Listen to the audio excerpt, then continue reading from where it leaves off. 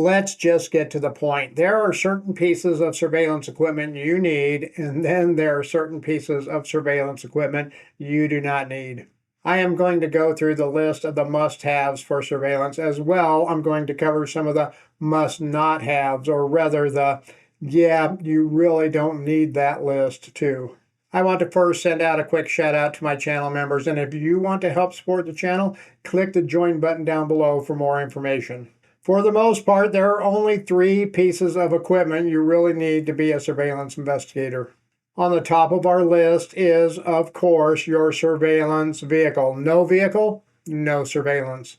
But what do you really need for your surveillance vehicle? I always tell people to start with what you have. Yeah, having a nice surveillance van that you can hide in all day in the back and watch all around you with all kinds of high-tech equipment might seem like the way to go. But let's face it, the big white van down the street with dark side windows and cameras mounted on the top is going to draw much more attention than a basic 4-door sedan or soccer mom style crossover SUV. This video is sponsored by OREP Insurance and Working PI Magazine. OREP is a leading provider of private investigator liability insurance.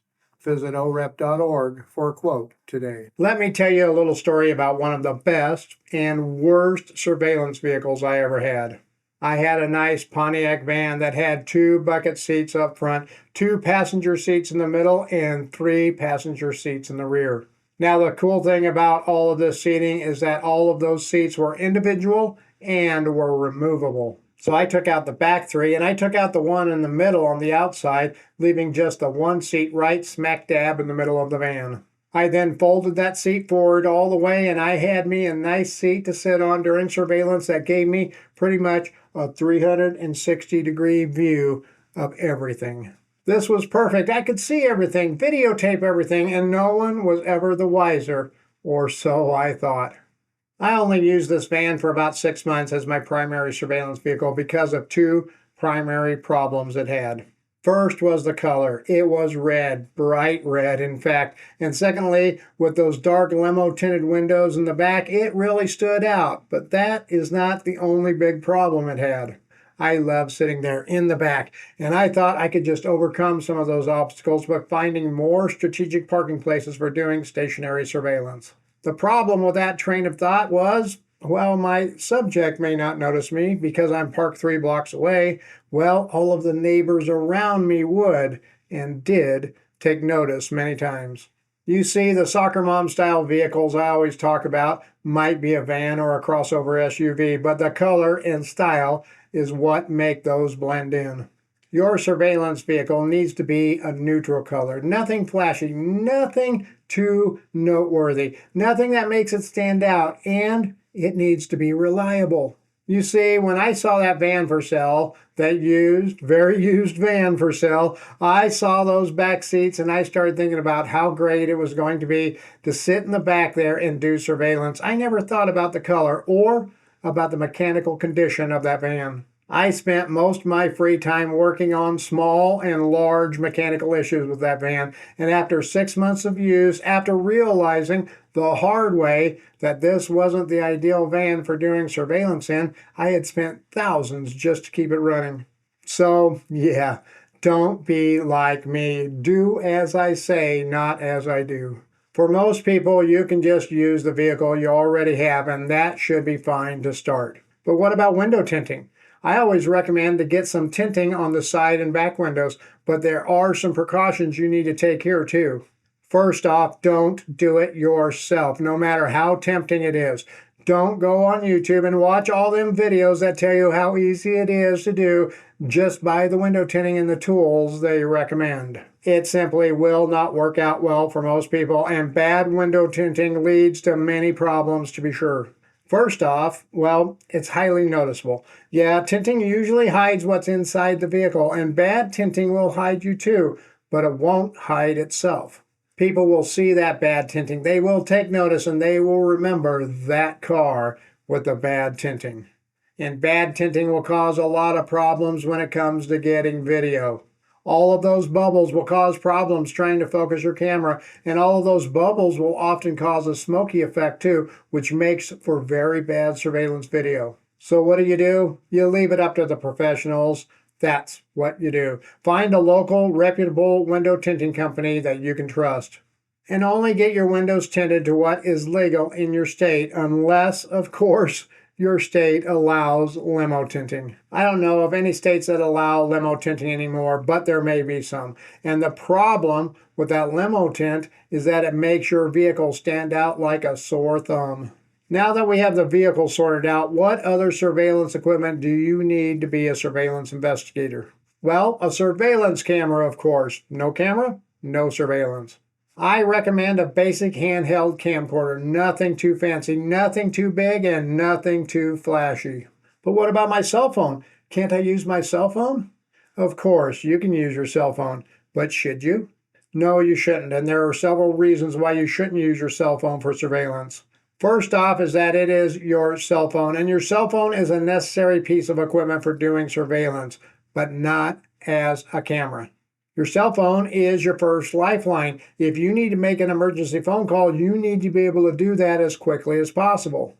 If you need to look up something, send an email or a text, well, you need to be able to do that too. And if you are writing a text to your client and the subject walks out, well, it only takes a brief moment for you to miss the opportunity for the money shot. And your cell phone is also going to have huge problems when you go to trying to zoom in and out. Using a dedicated camera for surveillance makes it a lot easier to just grab it and shoot when you need to. So what features does your surveillance camera need to have? Well, first off, it needs to be able to shoot high quality 1080p video. You could get by with 720p, but I recommend 1080p. I don't recommend 4K video though. Now, if you have a 4K camera, then that is fine, but you might consider setting it for 1080p resolution. The big problem with 4K video is the size of the video files. Those huge files require a beefy computer to be able to edit and render the video. Not to mention, those huge files take forever for you to upload and for your client to download. And most people that watch your surveillance video will not be doing so on a 4K monitor. But what else do you need to consider for your surveillance camera? Well, zoom is something you must factor in when you select a surveillance camera. I prefer 60 to 70 times optical zoom for my surveillance cameras. You can get by with 40x and maybe even 30x if that's what you have. Remember, I always recommend to start with what you have rather than invest thousands to getting started. One thing I never thought about when I started doing surveillance was the optical zoom. I got a camera that did 2,000 times digital zoom, and man, that camera could zoom in on things miles and miles away. This was real spy stuff, right? Well, you don't know what you don't know, and I didn't know the facts about digital zoom. First off, digital zoom is digital. It is, in essence, your camera creating a digital image of what it sees through the optical lens. So it is not actual video of what you saw, rather a digital reproduction. And well, the more you zoom in with digital zoom, the more pixelated the video becomes. And pixelated video is a major no-no for surveillance video. Your clients won't be impressed. The judge and the jury will not be impressed. And well, your bank account may reflect those bad impressions. What about the color of the camera? Does that matter? Yep, it does. I suggest to get a dark blue or a black camera. Silver or other flashy colors will be more noticeable by people walking past. I also recommend using black electrical tape on the chrome parts like the lens ring too, so it doesn't stand out. But what about storage? How much storage does your video camera need? And should it be internal storage or micro SD cards? You want as much storage as possible. Well, to a certain degree. Generally, 32 gigabyte to 64 gigabyte is fine. I prefer SD cards myself, as I always carry extra cards in case I fill up the one that's in the camera. But they do have a minor drawback. If you have internal memory for the most part, when you grab your camera, hit the power button, pull it up to shoot your video, you can just hit the record and away you go. But with SD cards, there's often a 1 to 3 second delay for the SD card to be booted up. So you might grab the camera, hit the power button, pull it up, and go to zoom or record, and you have to wait a second or two. And in the world of surveillance, a second or two often feels like a lifetime, and you may miss that money shot while waiting for the camera to boot up. How do you get around this? Well, I use a portable DC to AC converter that I leave my camera plugged into, so it is powered on all of the time. So when I pull my camera up, it is always ready to go. Now that you have your surveillance vehicle and your surveillance camera, and you have all that great surveillance video, what do you do with the video? Well, you will need a good computer so you can pull the video off the camera, edit the video, and send the video to your client. Again, chances are the computer you have will suffice when you are first starting out. No need to go out and spend thousands on a major multimedia setup. You may want to get an external hard drive to store the video, as those files can take up a lot of space, but you will be better off if the video files start off on your main drive, your C drive, if you will, for editing purposes. But why do you need to edit the video? And more importantly, how do you edit the video? Well, you need to edit the video for several reasons. First, you need to remove what I refer to as those squirrel moments. Yep, if you've been doing surveillance for a while, you know what I mean. Those moments when that cute squirrel or that bunny rabbit or whatever ran out and you just had to get some quick video of it. You also want to edit out any dead space at the front and the end of the video clip. You know, that video where you're trying to frame your subject, zoom in, and all of that fun stuff. You don't want that to be included in your final video for most cases. Now, here's a quick video hack I do to help me out with that. I always pull my camera up, I get zoomed in on my subject first, I get them framed in and focused, and then I hit my record button. This does take some practice, but man, it can save a ton of time editing the video down the road. Then when I am done recording, I don't just set my camera down and then hit the record button to shut the camera off. I hit the record button first to shut off the camera, then I move the camera out of sight. Here is the most important part of video editing you need to do with your surveillance video. You need to get the date and timestamp placed on the video so when people that watch your video know when it was taken. So your camera must have date and time capabilities, but just because it shows you the date and the time when you are shooting the video, it will not be in your final video. It will be in the metadata for that file, and in some cases that is enough, but in most cases, especially insurance-related cases, you need that date and time to be displayed on the video. I use a software program called IVE, Investigation Video Editor, for this. Now, they are not a sponsor of this video, but they make some pretty remarkable software. IVE is video editing software made by PIs for PIs. It does everything a PI needs and nothing more. It places date and timestamps in the video. It can put your videos in timed order. It takes sound out of your video. It does it all. What about those hidden covert spy cams? Do you need some of those? Well, yes and no. They are nice, but not necessary when you first start out.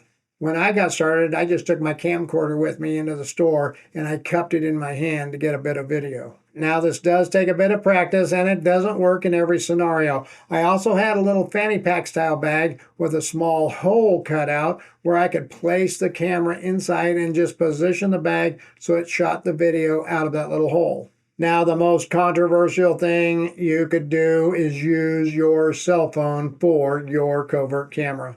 I know, controversial, but many PIs do this today, and let's face it, for the most part, this is fine. I do have several covert spy cams, but I also have a spare cell phone that I use too. Anymore, cell phones are everywhere. Everyone has them up doing something, so they no longer stand out. Speaking of controversial, what about GPS trackers? Do you need a GPS tracker for doing surveillance? Should you use a GPS tracker for surveillance? Well, I'm not going to go into a lot of detail. I have other videos that do that, but I highly recommend to not use any type of tracking device or software. I know, highly controversial. Many states do allow PIs to use them under certain circumstances, and many states don't allow them at all. Regardless of whether the law allows them or not, there have been many court cases over the years where PIs and their clients have been arrested and charged for stalking and harassment while using GPS trackers.